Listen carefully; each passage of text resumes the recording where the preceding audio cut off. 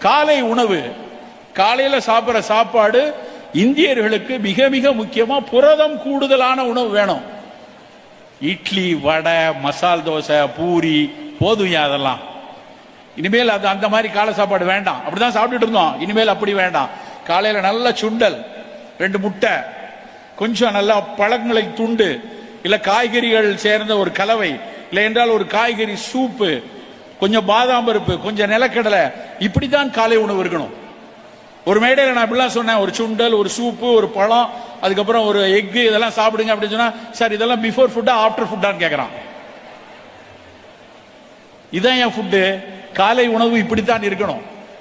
இட்லி தோசை வாரத்துக்கு 1 நாள் 2 நாள் எடுக்கலாம். அதுவும் சிகப்பரிசியில, நல்ல மாப்பிள்ளை சம்பால, கருப்பு கவுனியில, தூய மல்லி சம்பாவில் இனிமேல் உங்கள் இட்லி தோசை இருக்கட்டும்.